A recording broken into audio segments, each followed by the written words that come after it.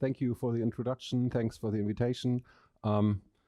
As already stated, I'd like to talk about bridge inspection, which is a current project that we run at Fraunhofer FIT together with the listed partners from List Digital, HH Vision, and Hochschule Bochum.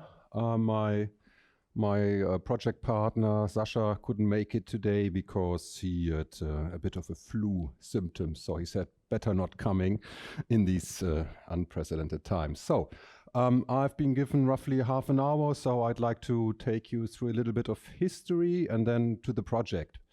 As you will see, the project just started, so we can talk about it.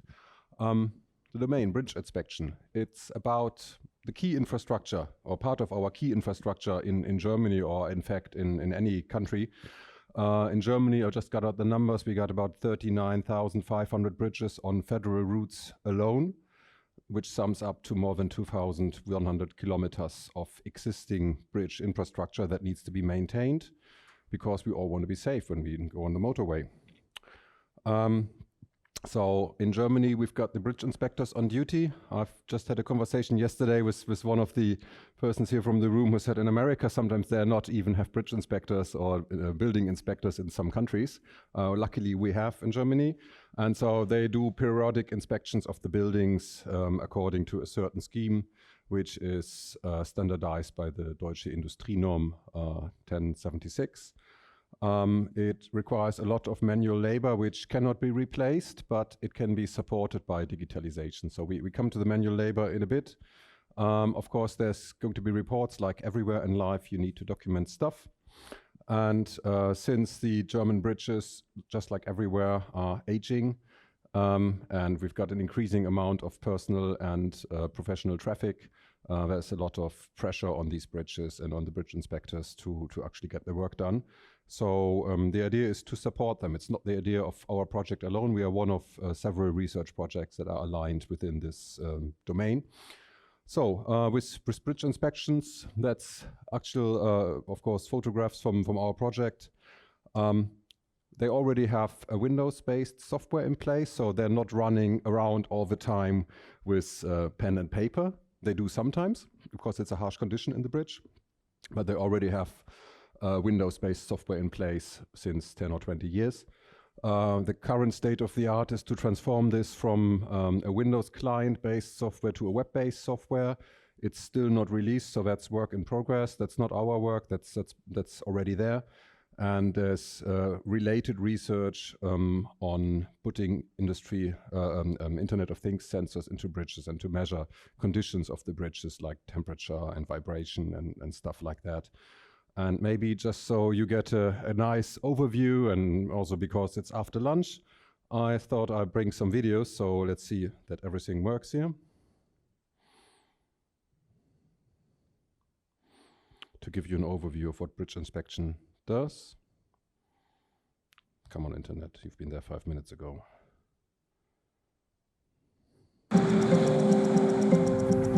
Wir sind uns unserer Verantwortung schon bewusst und nicht erst seit Genua. Mein Name ist Frank Zervers. Mein Name ist Christian Maximini. Und wir schauen, ob die Brücken in Rheinland-Pfalz in Ordnung sind. Wir beginnen heute mit der Hauptprüfung von der Vitalbrücke. Die ist schon sanierungsbedürftig. Hier sieht man jetzt eine große Stelle. Der Beton abgeplatzt. Merkt man auch hier, wenn man draufhaut, wie der Stahl wegplatzt, wie er runterfällt. Eieiei, leckt mich doch am Arsch. Wenn wir Schäden feststellen, die wirklich so gravierend sind, dass die Sicherheit nicht mehr gewährleistet ist, dann geben wir das auch direkt so weiter. Und wir fahren im Prinzip nicht vom Bauwerk weg, bevor diese Maßnahmen nicht eingeleitet sind. So yeah, that's bridge inspection in reality. And we are very lucky that we have bridge inspectors, so we can all drive home safely afterwards. There's official videos of how to do it from BMVI, which is the German Ministry for Traffic and Digital Infrastructure. They've got it freely available on YouTube. If anybody wants to see it, you can search for it. It's called Bauwerksprüfung nach DIN 1076. There's a short version of 7 minutes and a long version of 45 minutes.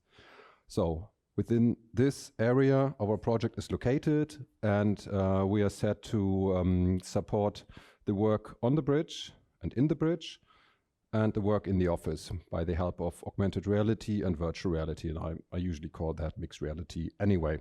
And our collaboration is going to be based on the existing data models, the CAD models, and other model data that is available. So how would you actually do that? I mean, if you've got, you know, bridges like the one above, and they've been drawn on CAD drawing boards in an analog way, you have the hammering, which is the important bit. You've got the existing Windows-based software and the paper-based reports, and you've got an idea that maybe it needs to be supported by glasses or head-mounted displays. How do you do that? That's the domain of our project. By the way, quick question after lunch. Do you have an idea of when this image was conceived of this head-mounted display? 1400, okay. It's from the 1950s, it's 1957. It's the oldest one I know. It's always kind of nice that it looks almost exactly the same as what we have today. Right, okay, so as I said, we've got 4 partners. I already introduced them a little bit earlier. We've kicked off in March, so we've met the week before lockdown, which is great. So we had a personal understanding of each other. We know how people tick, and we already did some of the work before the lockdown. And since we have digital assets, we can work quite well over the internet. We've got the project partner who's in charge for digitalization in construction. They're building buildings all the time, and they do it in a very digital way. We've got architectural visualization guys that are in charge of the VR part of the project. We've got the bridge inspectors, which are the domain experts, and they actually wrote the book about the subject, so they know what they're doing. And we've got us, and we are for the mobile AR stuff. Just so you know a little bit about my background, and also because I've been asked to take a few more minutes for the presentation, I put in some background work. So I, for myself, have a background in media informatics, augmented reality, and location-based experiences. I got my PhD from the Mixed Reality Lab in Nottingham, and I'm heading the Mixed and Augmented Reality Solutions group at Fraunhofer since 2012. Fraunhofer Fit. So to give you an idea of what Fraunhofer Fit is and how it kind of slots into the overall picture, it has been founded in 1968 as the German answer to the software crisis. So at that point in the 60s, most of us haven't been around, or at least they haven't been in the IT business. Software crisis was a big problem because once you built the computer, you actually needed to do something with that, and you didn't have the computer scientists. So that's the crisis in short. And so they decided they go by an Anglo-American example, invited experts from the MIT to Bonn, and Minister Stoltenberg, who was in charge of education and research at that time, said we're going to need an applied research institute, which was the GMD, and we're going to need computer science courses, not as part of mathematics, but as standard courses. And if a university installs that by deadline, I don't remember if it was 1970 or 71 or something like that, they get an extra amount of money, and then you got early informatic degrees, computer science degrees from Karlsruhe, Bonn, and places like that. So the Institute has always been interested in office automation. So it was one of the places that had these expensive computers that you can do stuff with. And the members of the German government, you know, sent problems to that in the 60s and 70s. And so they built projects on digitizing legal texts. So they've built the jurist database and many other things. Lots of office automation going on, and they've been involved with computer-supported collaborative work before the term was coined in 85. And so a lot of history in that place. And it always had the human-centered aspect in it. And it also had the AI aspect, which was branched out into another institute. Maybe a mistake in hindsight, so we're kind of rolling that back and do a bit more of AI at the moment. But that's the history. And GMD was merged with Fraunhofer in 2000 and 2001. So when I was still a student, I've never experienced the GMD, so I only know Fraunhofer, which is cool. And so our place has been doing augmented reality mixed reality, extended reality, whatever, since the last 20 years, basically. And you can see it in the projects over the last decades that it has run in parallel, and it only started to merge about 8 years ago for us, because we wanted it to merge. And we saw that customers are asking for mobile interaction, and you could buy these devices and do stuff with that. Most recently, lots of our work is in blockchain. We've got the Fraunhofer Blockchain Lab. We do digital strategies. For example, for the city of Hamburg, we do lots of cloud-based stuff, 5G projects. You're not a researcher if you don't have a 5G project at the moment. And we've just been awarded, together with the partners, the top 3 winner project of the German e-government competition. So we supported all first 3 places, which was kind of cool. So for corporation stuff, which is where I want to mix it in with the mixed reality in a few minutes, we've been doing this kind of work for the last 30 years or so. And so 30 years ago, it was a big thing to do stuff over the internet. And we had projects that supported the move of the German government from Bonn to Berlin. And then you had to break up the workflows between, 2 different cities, and you just couldn't trolley it around in a paper map, in a paper filer. So based on that, we got the first groupware system based on internet technology. And that allows us, because we build it for ourselves, allows us to customize it in many different projects, because we own the whole software stack. We don't have to ask Microsoft or Unity or whoever is important right now, because we can just change stuff when we like it. So we've done dozens of projects based on that software stack. And in the minimum version, it's a workspace on the internet where you can have access roles and folders and files and tasks and stuff like that. Basically, your data in Germany on your own server, which is kind of en vogue at the moment, you could say, for good reasons. Of course, we are also involved with Gaia X. Our BSCW is used by the German ITZ Bund. So it's called the Bundes-BSCW. And we also have a sync client available, which is just coming to the market now, and we have good hopes for that. So with that background, on to mixed reality, which is the topic of the conference. We see a move from everything I said about cooperation support, computer support, collaborative work, social media, and all this workflow analysis, and the cool, fancy mobile interaction, which now reached a mature step that you can buy stuff and do things with that. And we saw it in all the different presentations on this conference. I only witnessed a few yesterday evening and this morning. And yeah, if you merge the two, you can basically interact everywhere. Yeah, you can take your interaction out of the office. So our work at Fraunhofer Fit is traditionally concerned with digitizing work at the office. And now we can go from the white collar worker to the blue collar worker and do stuff basically everywhere. What I'm talking about is not based on vision videos, but we actually did most or all of the stuff that I'm talking about. If you'd like to read up on certain things, there's different reports that we've been involved in with Deloitte. We've supported the study of the Technologiefolgenabschätzungsbüro beim Deutschen Bundestag, which is quite a mouthful, but they made a really nice VR/AR report. I can recommend that. If you just search for the study, a TAP study 180 VR/AR, you'll find that. And yeah, we offered a journal for smart glasses. So how can you mix CSCW and mixed reality? Another guest picture, if we've got this technological vision, so that's the only vision basically I have in here. Support communication with, what is it, tablet, telephones, stuff like that. A rough estimate of when this picture was made, drawn? Yeah. It's from the late 20s.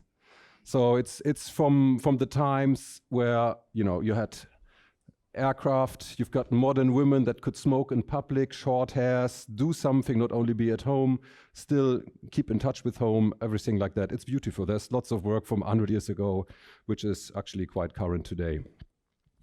So we all know our AR projects. For us, the theme was to get it out of the office. And I just want to give you a few steps. We've got projects like an architectural roundtable discussion that we did very early on. We actually, built the glasses with the project partners, and we took it to to different rooms in a building. We took it outside on campus. That's me as a PhD student with some fancy gear and a baby carrier and a laptop and stuff like that 15 years ago. And we took it to the city. And I'm just going to give you 2 or 3 videos. The design model is selected by moving a placeholder object close, thereby activating the bounding box and 2 manipulators. The 2D map allows easy positioning on the building site. In order to judge the design in context, a placeholder is used as a slider to extrude the surrounding buildings. Within this urban context model, review in 3D is possible. This is very important for architects because architectural design always takes place within a given real-life context, which in its nature is also 3D. Arthur's head tracking provides each user with their own viewpoint, giving them the chance to focus on and point out specific points important to them. Let's just leave it like that. That's like 15, 20 years ago. I think the project finished 15 years ago. That's then taken to different rooms. At large construction sites, it is the supervisor who is responsible for monitoring progress. The site supervisor regularly inspects the site and produces reports outlining the progress of the project. In this example, they are inspecting the plumbing in a utility room, which is located in the basement of a new building. The site supervisor visits the room to inspect the recently installed hot water pipes. All the pipes are equipped with RFID cards or radio frequency identity cards.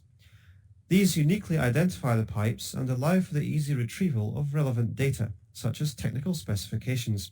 They are also linked to the overall model of the building, which is stored in the back office.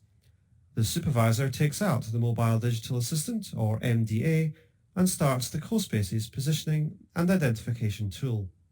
His MDA is equipped with an RFID reader.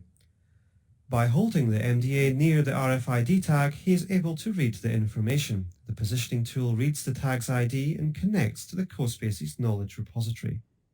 Almost instantly, the knowledge support repository returns the contextual data, including a link to the manufacturer's website, some pictures, a technical specification, and a description of the task. This description also includes information about who was responsible for the installation of the pipe. The supervisor opens the task to inspect its status. According to the information supplied by the subcontractor, the pipe has been correctly installed. The supervisor decides to compare the installation of the pipe with the building model. To do so, he uses the CoSpaces Augmented Reality Viewer. Whenever an RFID tag of an object on site is read in, the AR viewer automatically updates to focus on that object and loads the relevant parts of the building model into the UMPC. Using his optical see-through glasses, the site supervisor can view the hot water pipe in its proper as well as actual location. And so forth. Then we took it off the building and into the city, basically, which was in a project called IP City Time Warp, which was a really big state-of-the-art thing. You don't get to do many of those in your research life, I guess. So maybe that was the pinnacle of that for me. Who knows? So we got lots of public reaction for that, and then we got Bauhaus students asking us to support the summary. So the summary is the yearly exhibition of the Bauhaus students' architectural ideas and pavilions. And they built the first augmented reality pavilion with our technology for that, and of course we wanted to support that. I'll skip that due to time reasons, and then we have entering building information modeling. Most of you know BIM, I guess. I mean, it's been around for a while. It's not a software you can install, it's a process. You do a lot of planning in the digital domain. You front load a lot of your effort and don't do so many decisions on the side. Yeah, you have a better process overall. That's the prospect of the whole BIM process. And you also have a joint understanding. I had it in yesterday's presentations that you need to have a common language, and of course that's true. And it helps you to have a common language and a common data model, which can be used along the full life cycle of a building, from inception to destruction and rebuilding it and everything in between. It's mandatory for infrastructure projects since 2020 if they're built with public money.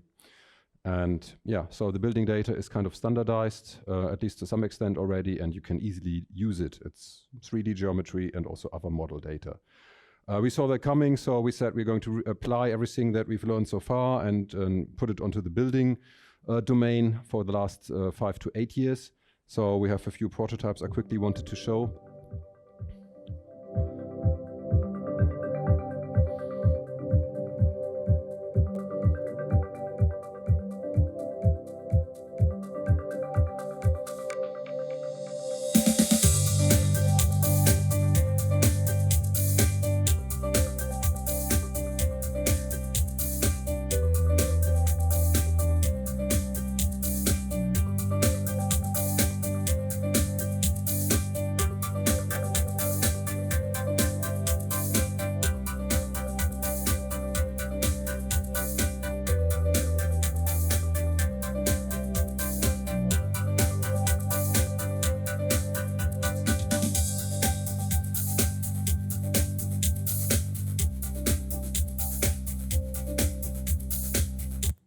So that's from 3 to 5 years ago. And first we thought, okay, we're going to visualize the building models. That was kind of the low-hanging fruit, and we could do a really nice augmented reality system if we use surveying equipment, which gets us better precisions than mobile phones and other stuff from the low-cost domain. But there were other projects deriving from that, so that was just the start for us.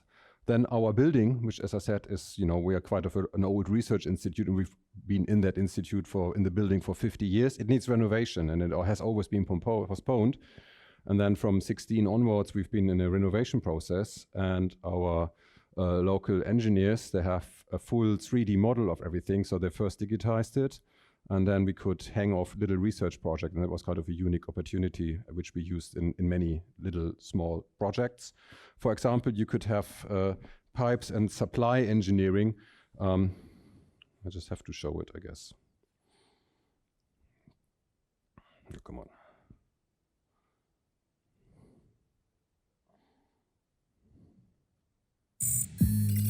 Seit über 10 Jahren hatte Katrin keinen Chemieunterricht mehr und trotzdem läuft jeder ihrer Handgriffe routiniert ab. Denn sie wird angeleitet. Über ihre Brille von einer Software, entwickelt am Fraunhofer Institut für angewandte Informationstechnik in St. Augustin bei Bonn. Eingeblendet in ihr Sicht. Was das heißt, zeigen die Fraunhofer Forscher in ihrem Baulabor. Katrin muss sich dafür wieder eine Brille aufsetzen, mit der sie in die virtuelle Welt eintauchen kann. Direkt auf dem Bauplan erscheinen Objekte, die das Geplante in 3D anzeigen. Und damit haben Sie dann die Möglichkeit, wirklich beides zu vergleichen und sich vorzustellen, wie das Gebäude später aussehen wird. Jetzt fliegen Sie in das Gebäude rein und jetzt können Sie sich eigentlich ich bin ja hier schon in der Cafeteria. Genau, und wenn Sie sich jetzt aufrichten, ganz normal, dann können Sie sich umschauen, nach rechts und links gucken und dann sehen Sie eigentlich hier die Ich sehe Sie in der Cafeteria. Genau, so sieht das später aus. Das digitale Modell hält viele Informationen bereit, die per Tablet jederzeit zur Verfügung stehen sollen. Programmiererin Dennis Beecher zeigt Katrin, wie alle, vom Bauleiter über die Abbruchfirma bis zu Elektrikern, buchstäblich in Wände und Decke hineinschauen werden. Das Tolle ist, wenn ich da rauf schaue, hinter die Abdeckungen sehe ich quasi hinter die Wände, woher die Rohre verlaufen und wo sie durchverlaufen. Natürlich super praktisch für jeden, der dann da rein schafft und die Baupläne muss ausführen. Für die nächsten Generationen wird es selbstverständlich sein, mit Hilfe von Virtual Reality zu arbeiten. Ihnen könnte sogar etwas fehlen, ohne digitales Werkzeug. Ja, okay. Doch nicht allein der Mensch. So, okay. Let's speed up. So we went inside, so we went outside, then we went inside again because the tracking technology allowed it. We abandoned doing tracking 10 years ago, basically. We did our own tracking, but now everything is so good, you just buy it. I skipped that. We added furniture into the construction site at some point, and we actually got the models for the furniture from the supplier, so we can test virtual models of the furniture while the construction site was still a mess. And this is kind of how it looked like with the technology. At that point, it was the Tango from Google, and this is how it looks like nowadays. If you're interested in comparative study, just remember Tango versus HoloLens. That's the name of the paper you can get. You can also ask me an email afterwards if you want. So yeah, bridge inspection, finally. So with that in the background, The project sought out to build a big technology landscape. I've hinted a lot of that throughout the talk already. We're going to look at tools and standards. Actually, we already did on data exchange formats and interfaces, and of course the state of the art in all parts of the project, not only the mixed reality bits. We do the requirement analysis still at the moment. So we've been involved with identifying the processes and workflows of the bridge inspectors and decomposing that into process steps, and then identify opportunities for evolution on things that can be evolved and other things that cannot be evolved. We call that Stationen, and then we're going to build prototypes which hopefully fail a little bit, and then we build a better prototype afterwards.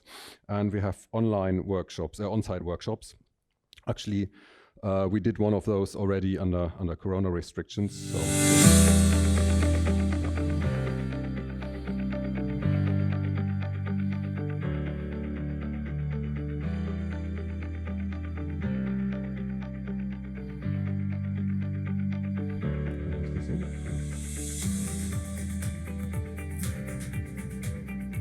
So you've got your paper-based reports. We did different technology tests with tablets. We learned about how you check the Kalottenlager, which is the support of the bridge. Every bridge has that, so you have to check that. That's very important. Then we go inside. We check the concrete. We're looking for gaps. We try to locate the gaps. We put them in a digital model, like a ticketing system.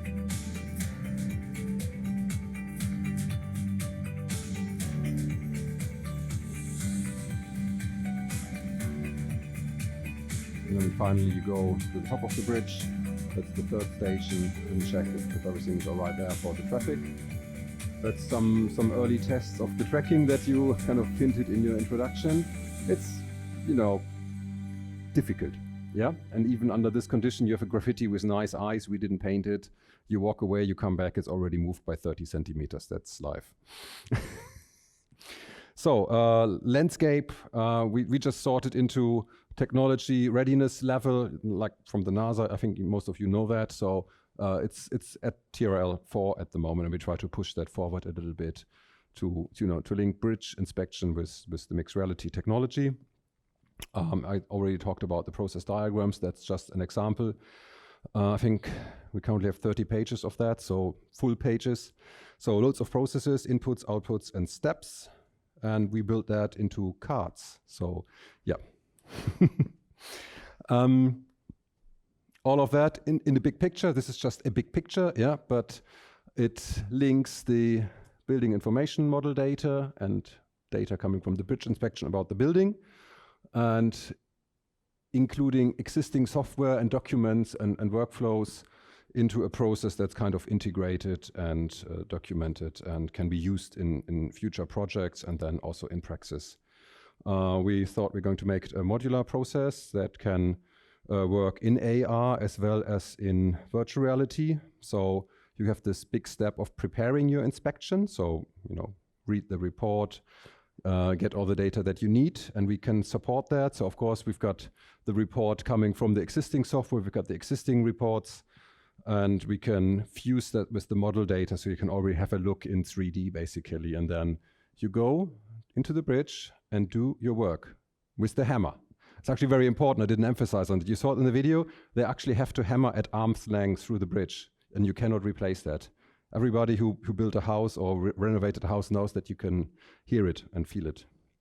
It's the same for bridges. And then you wrap up your bridge inspection at the end, and you can maybe even revisit parts of the inspection in a location context with some colleagues where you were maybe unsure, or you're writing the report and you need to get a recap of what's happened.